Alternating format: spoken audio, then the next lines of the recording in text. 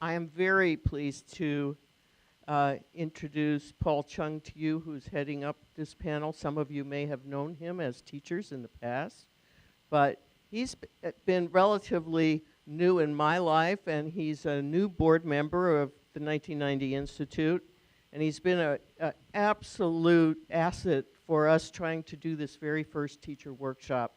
He's the one person of all of us who knew more about the education system and how to make it work for you than the individuals on the committee knew how to do. So he's been a real gift to us. He's also a really interesting guy.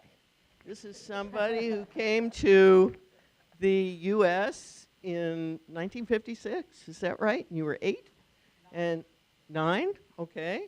It came from Guangzhou, China. So, you know, think of yesterday, immigration, migration, whatever.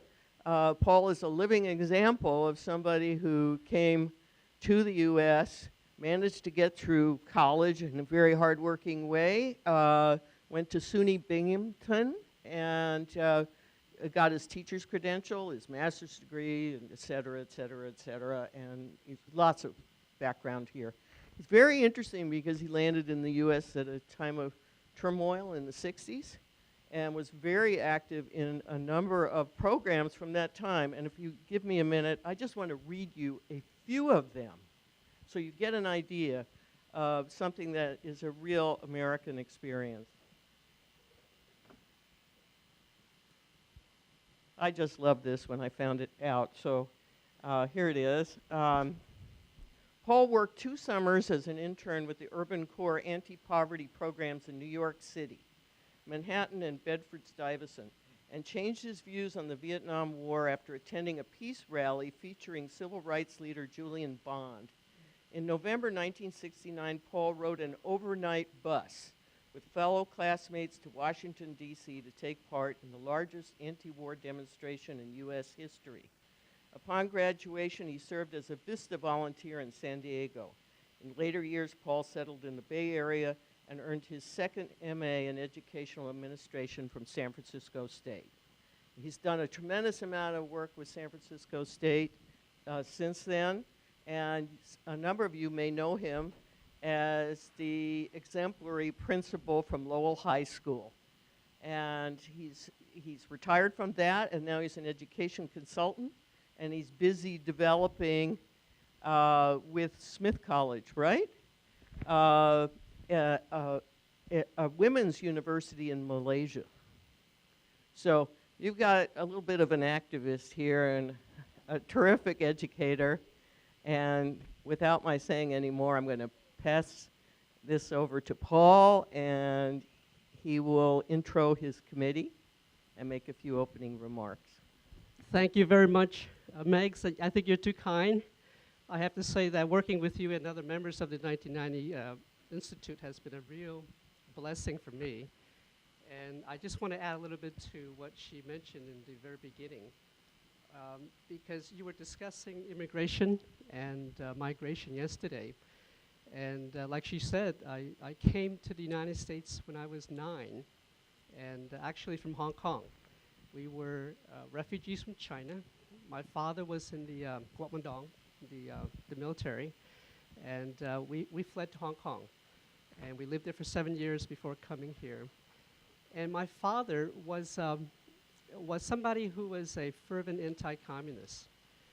He had started his career in the military as a 16-year-old. He was recruited from his village to join Chiang Kai-shek's army.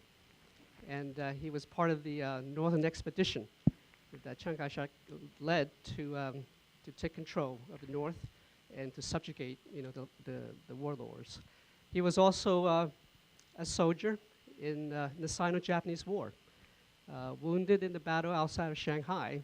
So when I was young, he would show me his wound, shot through the leg, and say, "This is where the bullet went through." But what kind of bullet was it? Well, it came from a Japanese soldier's rifle. So I was pretty much drilled with this concept of war and conflict. And of course, after the Sino-Japanese War, he was part of the Kuomintang that fought the communists, and they lost the Civil War. And that's where we fled from Hong Kong to fled from China, Guangzhou to Hong Kong. I have to tell you, he did such a good job of making me an anti-communist. That feeling, that sentiment was so strong that when I was a senior at White Plains High School in New York, I wrote a paper that a teacher did not ask me to write, but I wrote it because I felt deeply about it. It was a 10-page paper I did in my spare time, and the title was "The Annihilation of Chinese Communism, Now or Never."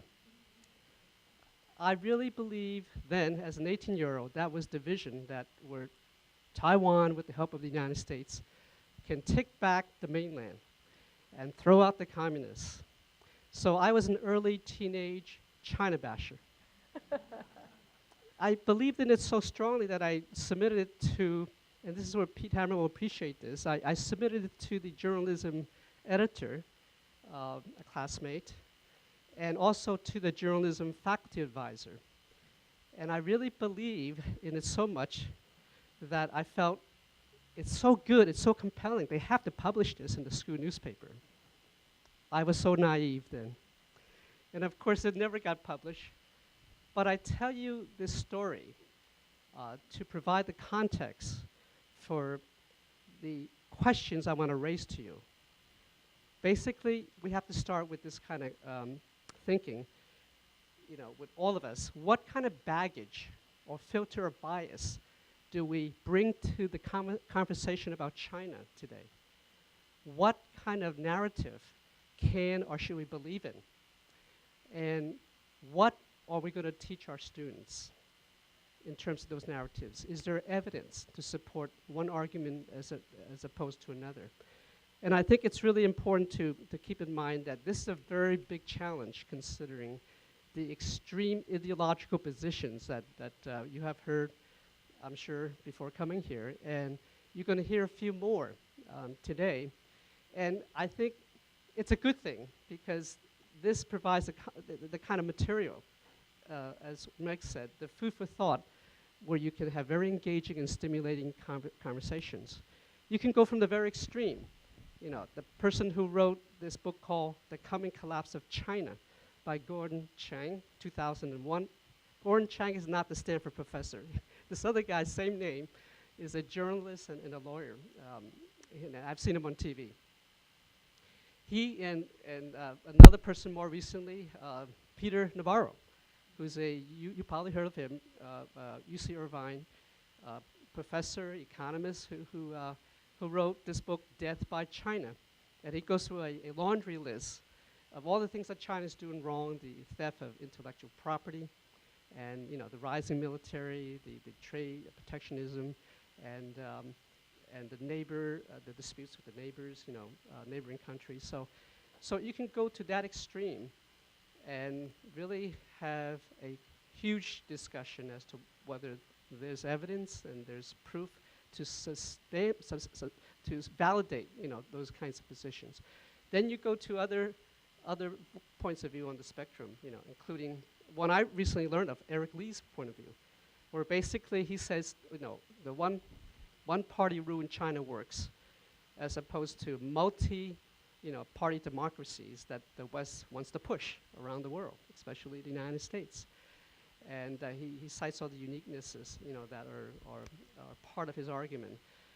And certainly the other book you heard probably a while back, actually a few years ago, 2009, Martin Jacques' book, When China Rules the World, the decline of the West and this new global order with China being dominant, and where China is going to assert its political and cultural identity, basically thrust it on the world, because they're going to be so dominant. So how do you figure all this stuff out?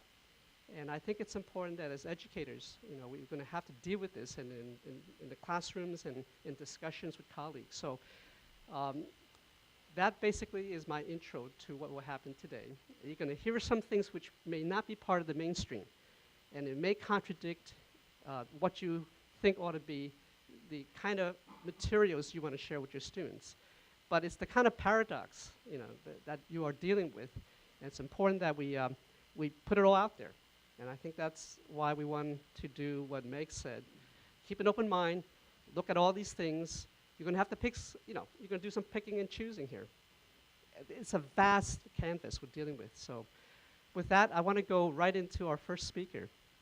Dr. Roselyn Hsueh is an assistant professor at Temple University. She, however, is now teaching currently at UC Berkeley, and she wrote a book recently published called China's Regulatory State.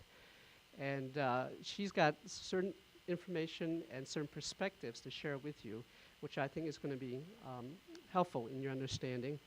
And after her, it's going to be George, I will introduce later. Then there will be a 10-minute break. Then we come back to the last two speakers. And there will be questions that you can ask right after each speaker. So instead of yesterday's format, we're going to give you a chance to have more face time and more interaction directly with the speakers, because hopefully what they say will be fresher in your minds, so you can interact. And feel free, as I've been told, to interrupt if you need to. Okay, so we call her Rosie, so go ahead, Rosie. Great, thank you. Okay, so the title of my talk today is Globalization and the Politics of Market Reform in China. But before I start, I just want to say really quickly that I'm actually a product of public education here in the Bay Area. So I very much admire public school teachers, and especially high school teachers like yourselves, mainly because some of the people that inspired me to study political science and public policy and history and economics in high school, occurred in high school. And so a shout out to Leland High School in the San Jose Unified School District, which is where I attended, and also Richard Wright, who was my history professor and taught me international relations. I believe he's probably retired and enjoying his retirement right now. But anyway, and I went to UC Berkeley, which is another public institution, and now I teach at Temple University in Philadelphia, which is another public institution. So I'm definitely a major fan of public education. And also just important workshops such as this to keep our teachers informed of what's out there in terms of developments in education. So anyway, my topic today is globalization and the politics of market reform in China. And much of what I'm going to talk about today stemmed from the research that I did for this particular book that Paul mentioned earlier. It's called China's Regulatory State, A New Strategy for Globalization. And this is something that you can buy on Amazon, although I did bring a few copies today, so I could sell it on a discount. And it's published by Cornell University Press, and it's in the series Studies in Political Economy, basically the politics of economic decision making. And so when we think about globalization, oftentimes we think about different dimensions of globalization. We have political, cultural, and then also importantly, and what's in the news a lot, is economic globalization.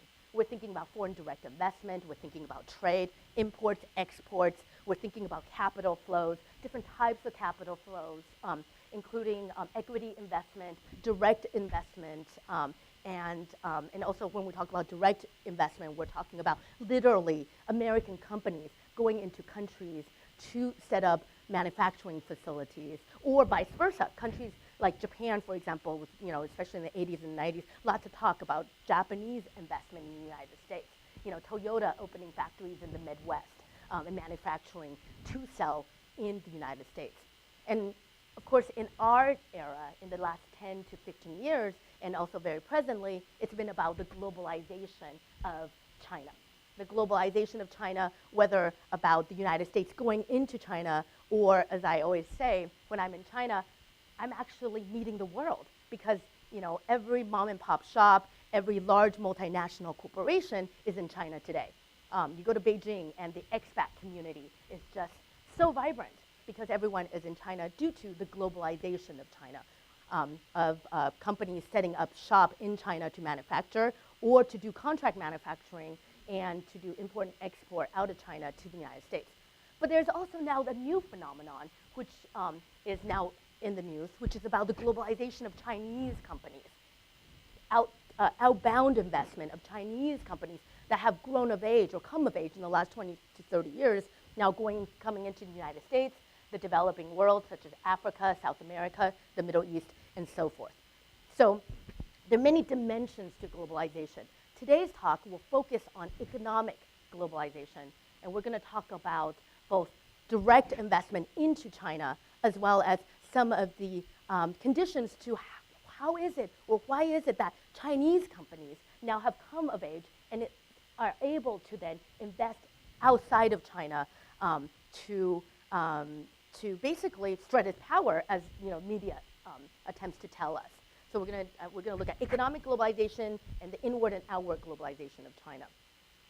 And connected to that, and the subject of my book, is this idea of the politics of market reform. Because you cannot divorce, or at least my perspective is that you cannot divorce the globalization of China from the market reforms that has occurred in China since 1978. And so for those of us who are scholars of Chinese political economy, 1978 is a very critical year. Why is 1978 a critical year? Anyone venture a guess? The open door policy, right? After the death of Mao in 1976, we began to see political and economic reforms. And actually the emphasis is on economic reforms. When you have economic reforms, of course you're going to have accompanying regulatory and political reforms, but the emphasis has been on economic liberalization, introduction of competition, economic competition. And some political competition, we're going to talk a little bit about that, but the introduction of economic competition starting in 1978 in the open door policy. And I venture to make the argument that 30 years, 35 years of that introduction of competition and the devolution of economic decision powers to the local levels explains China's inward globalization as well as China's outward globalization. Okay, so that's why the title today is Globalization and the Politics of Market Reform in China. And I think if you're here, you pretty much have an idea of what China looks like. Oftentimes I put up a map of China just because the audiences that I am going to have little idea of what China looks like. And I actually like this particular map a lot because it does a good job in in the kind of more light pinkish vanilla color. I kind of give you an idea of the eastern coastal part of China, which in 1978, the open door policy, the strategy involved economic liberalization or the introduction of competition in the coastal areas first. So where Paul, you have family in Guangdong, in the southeastern part of China, that's where the open door policy first began. And then in 1992, after Tiananmen Square, then Xiaoping did a southern tour. Again, it was about southeastern part of China, and that was part of the strategy in the beginning of the politics of market reform. What I'm going to show you in the rest of the lecture is that even though China's globalization strategy began on the eastern coastal part of China, and the introduction of competition and any of the experiments towards market and market competition began in the eastern coastal part of China, actually more and more now we're seeing this bifurcated strategy that, and I'll explain more what I mean by the bifurcated strategy of China's globalization. Okay, but to talk about globalization, we need to realize that actually nothing is new under the sun. That's one of the things that one of my first history professors in college told me. Nothing is new under the sun. China's globalization was not China's first globalization. 1978 was an important year for the People's Republic of China, for the Chinese Communist Party that came to rule China after 1949. It was an important globalization, open door policy for the People's Republic of China, but there's been other globalizations in the past. In famed different paths of trade called the Silk Road. Many of you probably may know the details of that more than I do, since I'm an expert on contemporary Chinese politics, not the history of China. But just to give you an example, there's been, in the Middle Ages, there's been the Silk Trade, and we also have the Opium War, which is also a form of globalization. It's just the details and the nature of that globalization is different, but the Opium War and the two different Opium Wars in the 1800s We also have the founding of the People's Republic of China. Excuse me, I'm sorry, the founding of the Republic of China, not to be mistaken as the PRC, but the founding of the ROC in 1911. That's another attempt of globalization. And it was both an economic and cultural globalization in that sense. In the May 4th movement, we had exposure to different ideas. And it was actually an exposure to not just nationalist and not just Leninist ideas or democratic ideas, liberal ideas, but during the May 4th movement, it was also a flowering of ideas such as communism, which actually gave root to the rise of the Chinese Communist Party in 1911. And actually, at that time, Mao was a small-town librarian. For those of you who knew, he was a small-town librarian who actually wasn't even one of the founders of the Chinese Communist Party. He came to become in the late 1920s and the 1930s an important member of the Chinese Communist Party, but in part in organizing peasants. So Paul had mentioned that his father had joined the Kuomintang, was recruited by the Kuomintang to join the Kuomintang army. At that time, in parallel, there were many peasants across China that were then being recruited by the likes of Mao to join the Chinese Communist Party. And obviously that's not today's topic, and we won't talk about it. But that's also that whole era was also another manifestation of China's globalization in the 1920s and 1930s. At that time, China was called the Pearl of Asia. At that time, Shanghai was probably one of the most cosmopolitan and most open, maybe open to too much openness. Right now we talk about, in contemporary Western politics, we talk about deregulation to a fault. One could argue that what happened to the Republic of China, the nationalist China, was that there was almost too much openness, not enough regulatory and state capacity that we saw and led to some of the downfalls of Chinese institutions at that time, leading to a political vacuum where the Chinese Communist Party then could come in to organize the peasants who were very much discontented.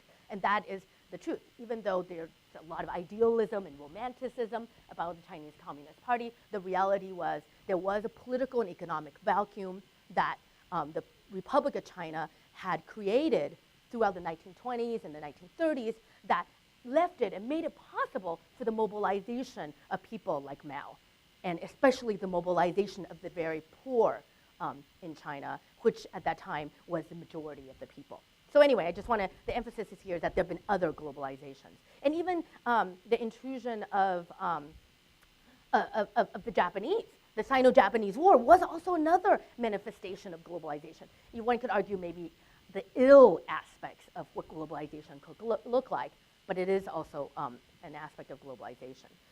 So here I just, really quickly said that, it lasted 3,000 years, the Silk Road. It harks back all the way to the Han Dynasty. And there was a lot, it wasn't just silk trading, but there was spices and so forth. And there were two routes. There was a northern route and southern route. So for those of you who might have been in China, and there's now all these popular tours that kind of take you to destinations of the Silk Road and so forth. Okay, and so some of the recommended readings I wanted to give you about some of this historical aspect of things, and also just some of the fun reading. Some of you might recognize some of the books on here. We have Mr. China, which is written by a British business person, wrote about his experiences in the wild, wild west of Chinese capitalism in the 1990s. We have A Billion Customers by James McGregor. He was very much involved in the Wall Street Journal and some of the earlier moves into China. We have Chinese Lessons, 5 Classmates in the Story of New China. John Pomfret was, I believe, the AP correspondent during the time that Tiananmen Square occurred. And he actually was in China since the 1970s when China first opened its doors. Nixon went to China in 1972. Well, he was one of the first group of high school students and college students to go into China. So in this particular book, he characterizes his experience during Tiananmen Square, but also traces the lives of his Chinese classmates in the 1970s all the way to the late 2000, to the first decade of 2000s.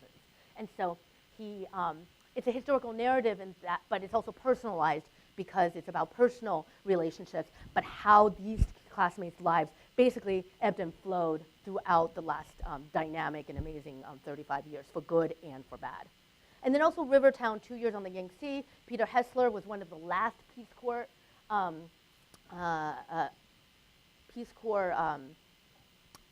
volunteers to go into China in the Yangtze River. Right now, many parts of the Yangtze River, especially by the Three Gorges, have now been, a lot of the towns have now been basically, they're now underwater. And so Peter Hessler talks about one of the towns that he did Peace Corps in that is now basically underwater because of the redirection of the Yangtze. And also I wanted to add another one, and really inspired by Paul's story, is Chalmers Johnson's book. It's a more of a historical and more academic book, but it's basically it's called Peasant Nationalism. And it's about peasant nationalism and the rise of the Chinese Communist Party by Chalmers Johnson.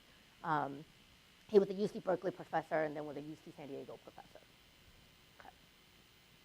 So when we think about China, what some of our images is like, okay, this is old China, right? Tiananmen Square, this picture of Mao right in front of the Forbidden Palace, of for many dynasties before, and also one could argue through the Republic of China, was really forbidden to the very common people. And so this is kind of our image of old China. And Mao comes in, the Chinese Communist Party comes in and changes everything because it's for the people. And so that's kind of our image of old China.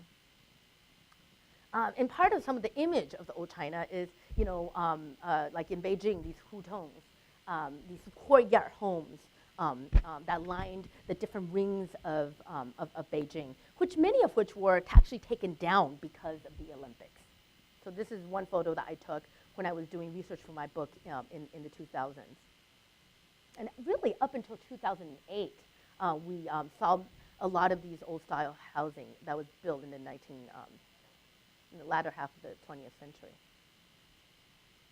Just some images of some of these old style housing. This is a car wash, but when they talk about cars, actually they meant bikes, right? Before 2008 especially. Now Beijing actually has a lot of problem with like cars. Cars where, on Tuesdays and Wednesdays you could drive and then like a different set of cars drive on a different set of days.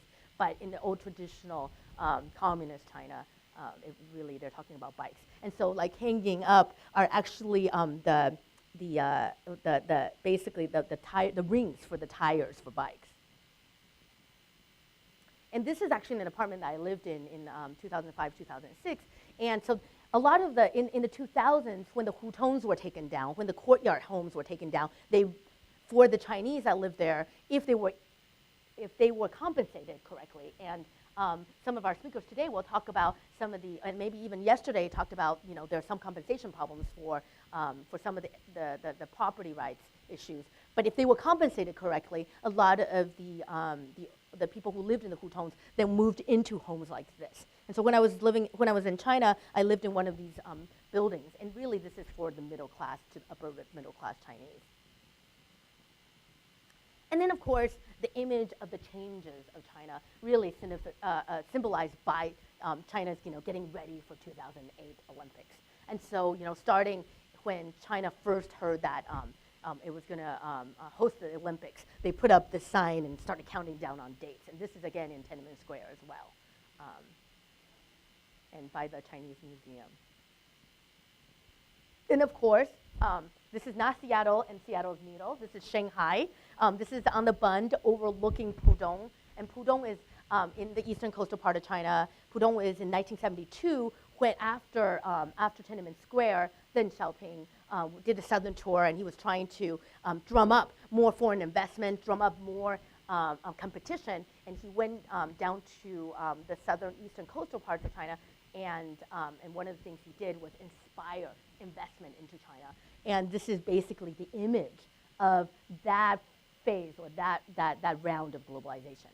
So even China's most recent globalization since 1978 actually has seen different phases. So we have 1978, then we of course had Tiananmen Square in 1989, and then after 1989 there were many years of obviously coolness. that the West had felt towards China.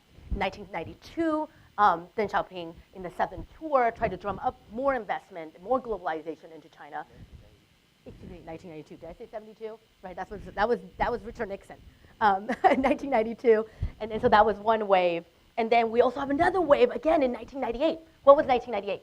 That was the financial crisis of East Asia, right? So we saw lower demands, slowed economy in China, and so at that time, Zhu Dongji, who was a premier, and then Jiang Zemin at that time, yet another wave where they actually decided that the state should come back in.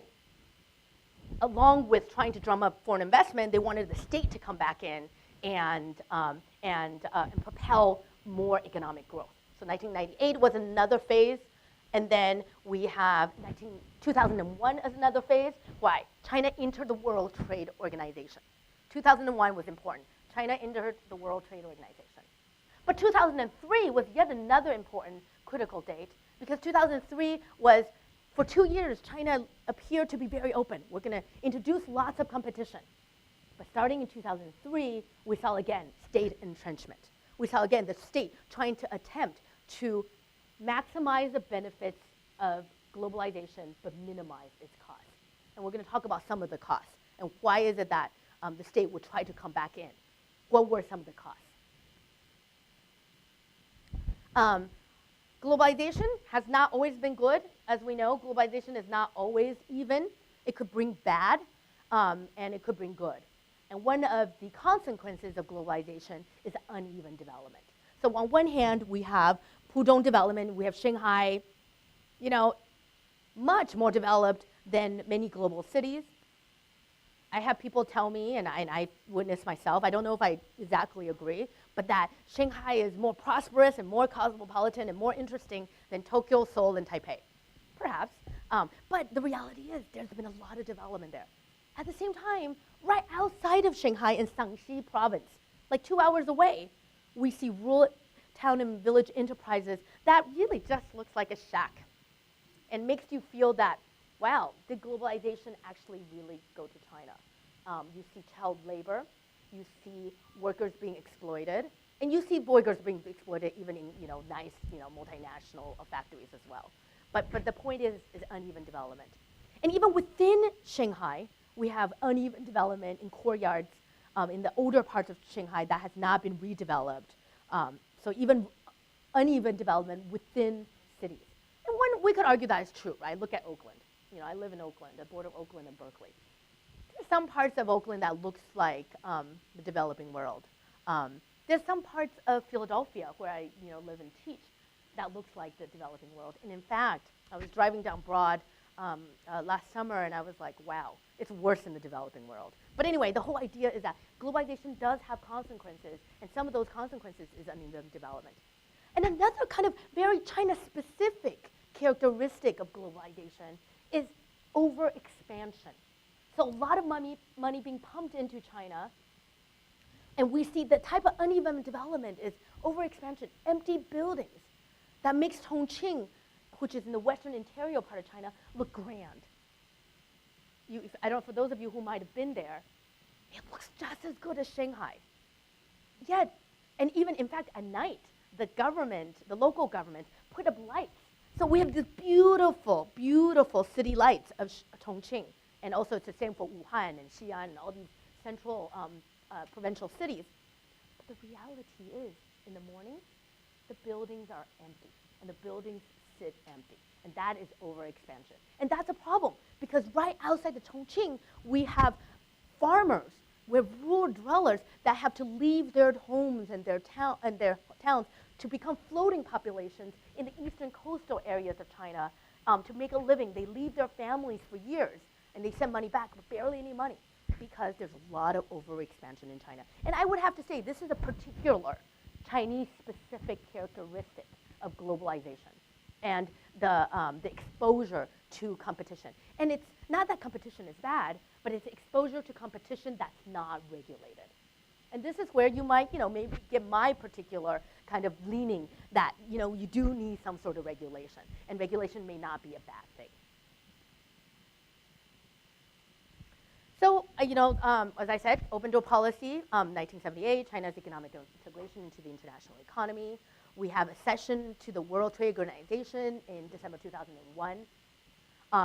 And what's really important is to know that this open door policy, this openness to globalization has led to a particular China-specific relationship between foreign direct investment and industrial policy. I posed earlier, how is it that companies like Huawei and Haier, Huawei is a telecommunications equipment company that powers telecom networks, and Haier is the refrigerators. Some of you might have seen those kind of very cheap refrigerators that you could buy at Target or Walmart or Kmart. Well, Haier, why is it that Huawei at the very high-tech level that could power telecom infrastructure, and then Haier at the very kind of consumer-oriented, low-tech, low-value-added technical level, how come both of these types of Chinese companies could now go out there to step out into the world? How is it that they were able even to be developed in the first place, to step out into the world and dominate not just American and European markets, but developing world markets? And it has everything to do with the approach that China has taken towards globalization. What I call the bifurcated strategy. And I'm going to explain that in a little bit. But the whole idea of the bifurcated strategy is this idea that China has maximized the benefits of globalization and minimized as much as possible, right? We talk about some of the bad consequences. Minimized as much as possible the costs of globalization. And it'd be interesting to you guys that some of the goals may not be some of the conventional goals that we would think. Some of the goals involved ensuring that Chinese Communist Party has political stability and political legitimacy. Is it about feeding that rural dweller that I'm talking about in rural Sichuan? No, it's not. And we're going to talk about China's global reach. And it's amazing, actually, China's inflows as a percentage of GDP. Starting in 1980, right? Open door policy only began in 78. So, drizzling of foreign direct investment, drizzling of equity investment into China. And of course, we didn't have very well-developed stock markets at that time. But gradually, we began to see, when we know, of course, we saw some of the tapering down during Tiananmen Square in '89. But we began to gradually see lots of foreign direct investment. As I said, everyone is in China. You go to China and you meet the world. Some of my best friends that I met while I was living in China are the Germans and the French and the Danes and Australians and so forth. And then we began to see some tempering down, but part of it has to do with the global economy, right? We saw, at least in the United States, the burst of the IT bubble in the 2000s. So, we're going to have less money going into China or anywhere in the world. We started seeing in 2006 and 2008, the beginnings of the financial crisis, so you're going to see less, money going in. The East Asian financial crisis didn't affect the entire world. It affected Latin America to some extent. In 1998, it affected Russia to some extent, but you still saw money going into China because China was one of the areas that had less effect of the East Asian financial crisis. So money that was supposed to go to South Korea or Taiwan actually went into China. So, but the whole idea here is that there's a lot of money going into China, and China has done the best it can to do something about that. Okay, and what's interesting is that if you look at China's FDI inflows into China and how China compares to other countries in the world, China is still number one. The United States is a major recipient of foreign direct investment, and it still is, but China has surpassed the United States. The United States is probably second or third. And then there are countries that you would think should have a lot of foreign direct investment because they're very prosperous. Japan, right? Very prosperous, very Western-oriented. But actually, what's different about China's strategy towards foreign direct investment and openness towards the West is that compared to other East Asian countries, the East Asian tigers. Have you guys heard of the term the East Asian tigers? Well, the East Asian tigers actually took a very different approach towards globalization. The East Asian tigers, South Korea, Taiwan, Singapore to some extent a little more open, it's an island nation, but Japan, no. We don't want foreign direct investment. In fact, we're going to focus on indigenous innovation. And China is doing some of that too. I mean, the media is telling us that. But China is doing that in combination of welcoming foreign direct investment. Okay? But not the other countries. And then also even countries of comparable size. India, Russia, Brazil, China's been much more open towards globalization. And that kind of actually breaks down the image that, China is just all about Chinese nationalism. It breaks down the image that China is not open to globalization. China certainly is open to globalization. But the key here, China is open to globalization in China's terms. And what are those terms is the key question. So here's just some of the statistics. We don't have time to go over some of these statistics. I mean, you could find this on CNN, History Facts. I'm sure some of your students, if they do reports on China, will go there first.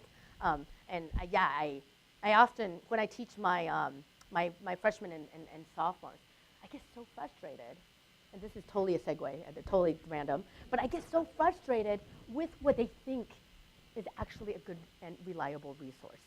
And I know that you guys are like in the forefront. You are, their first, basically education to what is actually, in fact, a reliable resource. But anyway, I have to admit, I took this from CNN. World facts. But we won't go through them. Largest holder of foreign reserves, as we know. And, okay, so some of this I'm not going to talk about. In terms of geographic origins of foreign direct investment, it is true that some of the origins of foreign direct investment in China comes from Asia, right? A lot of, we knew that the manufacturing center of the world used to be made in Taiwan. Right? In the 1960s and 1970s and even 80s, it was made in Taiwan, made in South Korea, and made in Hong Kong. And that, to some extent, remains to be true in that because manufacturing facilities are now moved to China, some of the inflows still come from Asian countries. The reality is more and more inflows are actually coming from the West. And it's about the direction of those inflows and exactly what they invest in. Right? We have Taiwanese companies investing in manufacturing of low value-added consumer-oriented products. But we have Germany then building elevators, building fast-speed trains. We have Germany building telecom equipment, the more value-added high-tech products in China. So what it is what is the picture? The picture is China manufactures everything from the low end to the high end. And that's a lot of opportunity for technological and knowledge transfer, if you do it right. And I'm not going to say that China has done it perfectly, but to some extent has done a better job than India, Turkey, South Africa.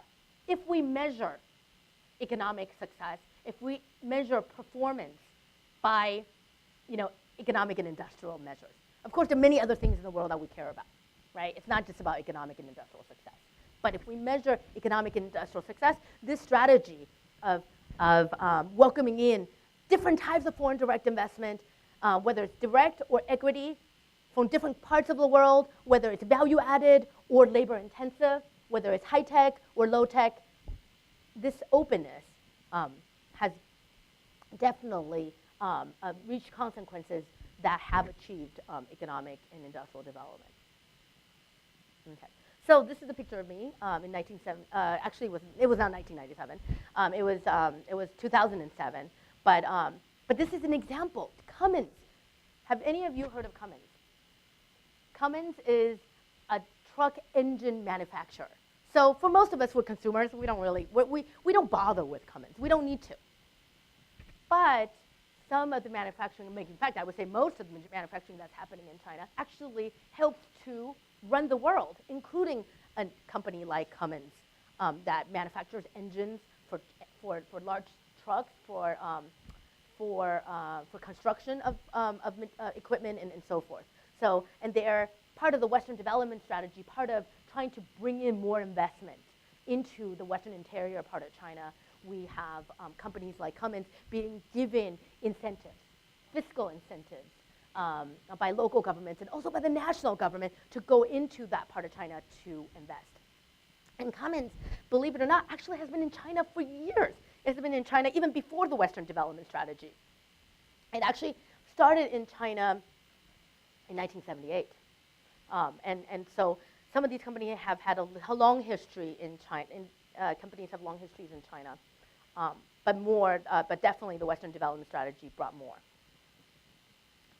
So this is just an example. This is actually, and it could be any random image. There's always building, building, building, building. This is in the Chongqing harbor. And this is downtown Chongqing. Looks more prosperous than Oakland. It looks like San Francisco. It looks like it could be Union Square. And this is in the western interior part of China that really were fishing villages in 1997. And also part of the problem was that overexpansion photo I showed you guys earlier. So what explains China's economic transformation? I've talked about foreign trade liberalization, foreign direct investment, exposure to the international economy. We have reform of SOE, state-owned enterprises. We have series of administrative restructuring that accompanied some of these, liberalization of foreign direct investment, state-owned enterprises reform. Decentralization is a big part.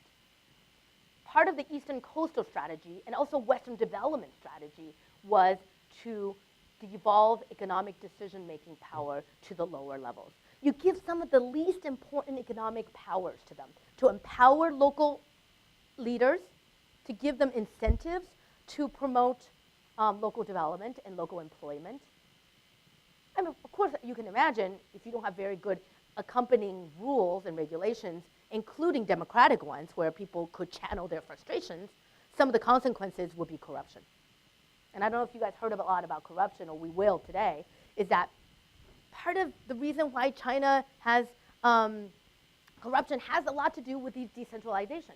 Decentralization, on one hand, has achieved economic success and has, for the most part, sustained the political legitimacy of the Chinese Communist Party, but it also has a dark side, and that's corruption. And sometimes corruption even at the very top of the Chinese Communist Party. Right? One of the reasons why Hsueh was able to do what he was able to do was because he courted local leaders that were entrusted with economic decision-making powers, which economics and politics, very difficult to separate, right?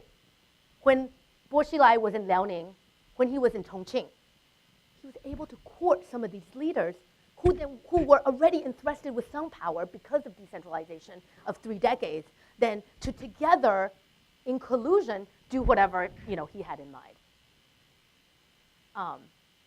And so decentralization successes, but also some of the dark sides. De facto private property rights. So one of the stereotypes that we have of China is like everything is owned by the state, which is why the Chinese government could come in and graze and take down buildings and build in new corporate offices. True, it is true that technically everything is owned by the state. That the state, whether it's the national government or the local government, could have title. But the reality is, 30 years of economic strategy, there have been de facto property rights given to these local leaders that have been entrusted with economic decision power. And also, that's where some of the seeds of the corruption comes in, right? If you are the local manager of a state-owned enterprise that supposedly have been divested and privatized to you, and you're sitting on land that used to be owned by the government and still is, but you have usage rights, then you could do whatever you want. You could sell it to foreign direct investors, and then together, open a factory making cars. And you could actually bring employment to the locality. Or you could do that and stifle some money into other investments that may be more questionable. Or you could do that and take, and take some money and put it into Swiss accounts. Or you could do that and, and educate your son, at Harvard, Kennedy School or Columbia, like Hsueh apparently is doing because his son is going to Columbia Law School. So anyway, so part of the strategy of economic transformation is about some of the consequences for economic development, but also some of the consequences for political development. That may not bode as well for the future, for the political future of China. But what we do know is that there's some semblance of political stability. There's a resilience of the Chinese Communist Party to some extent. I want to talk a little bit, I do have to, it is true in the beginning, in the 1980s, up until 89, there were some piecemeal experimentation. It is true that a lot of these kind of different reforms had to be experimented first in certain localities, as I mentioned, eastern coastal areas, and then expanded to other areas. But really, and even though we do still see some experimentation going on, for the most part, a lot of strategies are now national strategies, unless they are being implemented by these local leaders, as I had said, that were giving some local economic power. Decentralization I've talked about, de facto privatization I've talked about, paternalistic contracting. That's this idea that the central leaders sign particular contracts with local leaders. Some of them are formal contracts, some are informal understandings, but you tell them, hey, I'll give you this economic reform to experiment with. You have to then give me back certain amount of revenue and so forth. Okay, so I think I have to end soon for Q&A, right? Okay, but I just want to really quickly talk about state sector reform. So not all, and this is, I think is quite important, I just want to take 2 or 3 minutes to talk about this. Not all companies, enterprises in China are made equal. And this is where the bifurcated strategy comes in. The Chinese government has limited state capacity, regulatory capacity, limited resources.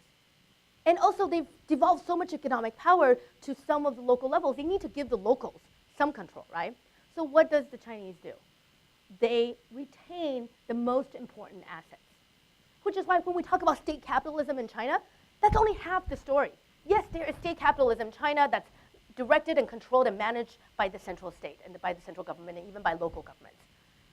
But in the assets that are not strategic, that, like for example, labor-intensive industries, low value-added industries, low capital-intensive industries, those industries and issue areas have been deregulated and left to the market. And that's where some of the problems lie.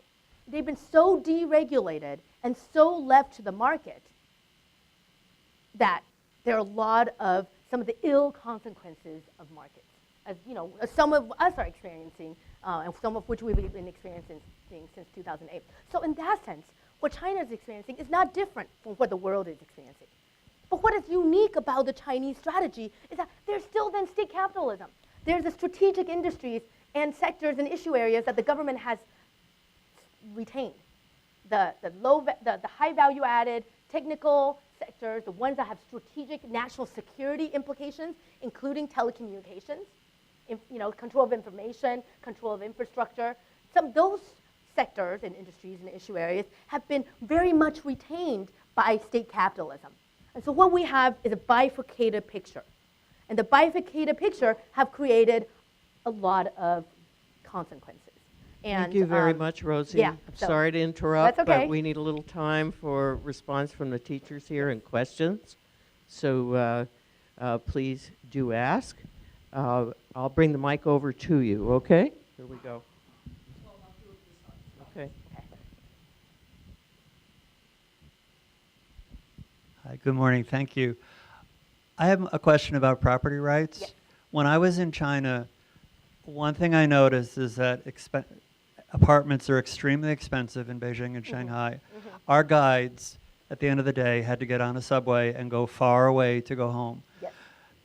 And then I learned that even if you have an apartment, the best deal you could get, you're leasing it from the government for 99 years. Yes. It's not yours. Yes. So that means the incentive of owning and giving it to your kids Yeah. doesn't exist. And I've heard that this is changing, but Yeah. it seemed to be a contradiction. How can you invest in property when it's really not yours? Right, right. Yeah, and which is what I mentioned, de facto property rights, right? We have de jure, which is like in law, you own property, you hold property.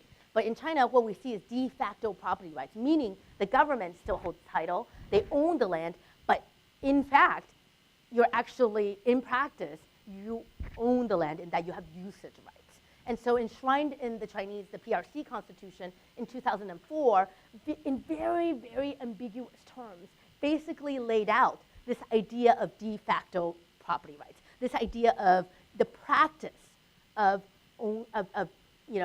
basically signing over the usage rights. And so as long as you don't get some government official pissed off as long as you're not on a piece of land that is like plumb, really important property, you have usage rights. Yeah. Next question.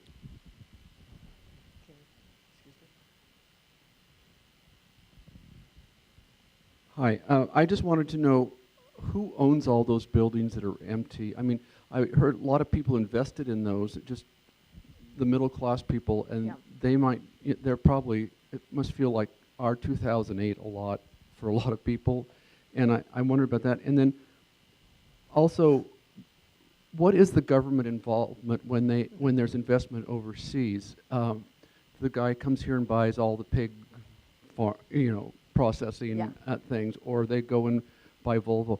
How involved is the Chinese government in those kind of decisions? Right, yeah, thank you for those questions. Really quickly, I was talking about the bifurcated strategy. This is a slide that kind of lays out the bifurcated strategy about strategic and non-strategic assets.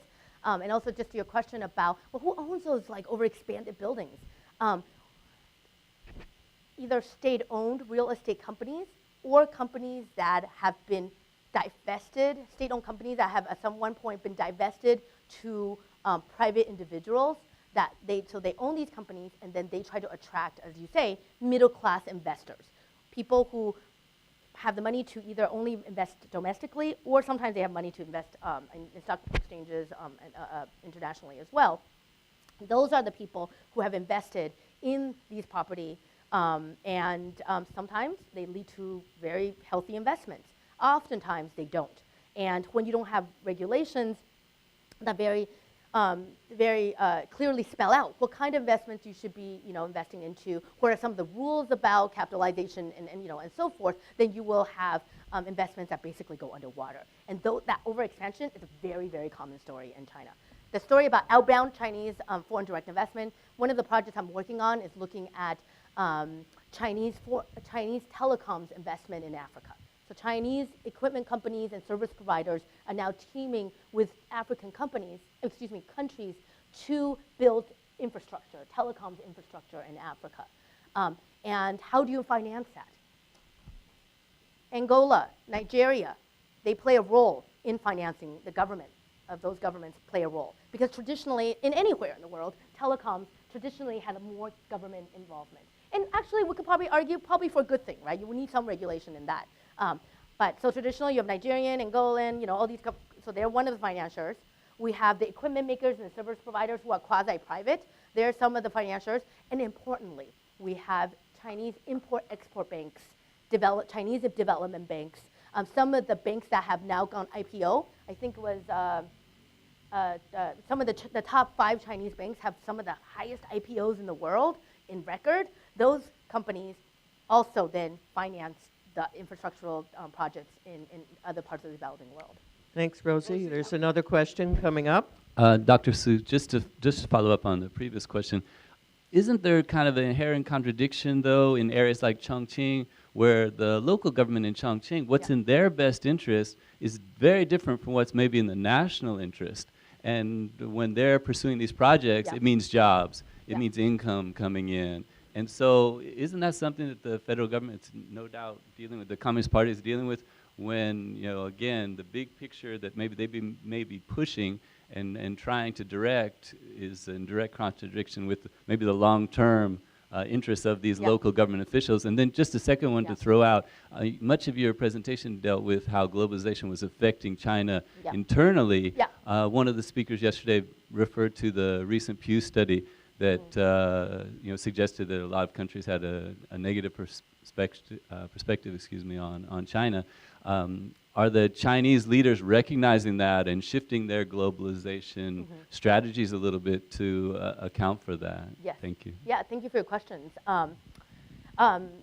To your first question, certainly the contradictions exist, and that's actually part of the inherent tensions of the future of China, is that local goals and national goals are quite different.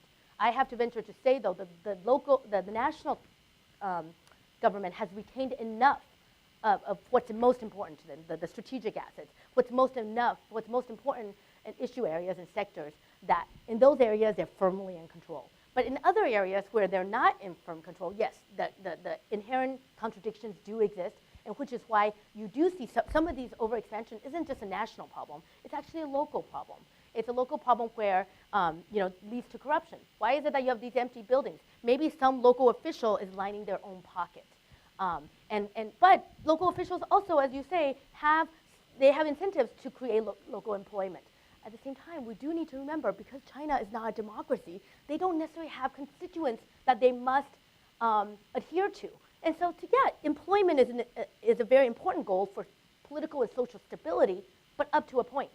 You want to keep certain amount of stability, but because you don't have democratic institutions to keep you ultimately accountable, then you don't have to necessarily listen to all your constituents. You might want to listen to your constituents that help you invest in certain projects, that help you to put up the building in the first place. And then up to your second question, yeah, the Chinese government, certainly there is a PR team out there, the Confucius Institute, of which we have some that's soft power. That is one. China always saying, hey, we became a member of the World Trade Organization. In fact, China is an active member of international organizations, from International Telecoms Union to textiles organizations to different the IEEC, the International Electronics Equipment Commission. So they're very active, trying to present a softer side of China. Yeah. Thank you very much. How about another 2 questions, because I think there's some more interest in this area. So anyone else? Go ahead. Regarding those buildings that you were talking about, 60 Minutes did a whole special on that. Did you see that? I heard about it. I hadn't seen it. Yeah, but they were showing all the different areas and how they had signs up, like Starbucks was in the middle of the mall. There was no Starbucks. It just had signs up like it was projected what would be, but you would just go through towns and towns, and you would just see all these tall buildings and nothing inside. Yeah, definitely. I mean, as I said, that was just an average picture of China outside of the large cosmopolitan cities. Yeah. All right, thank you very much. We'll take a couple of minutes so you can stand up and move around, and we'll get on to George Koo.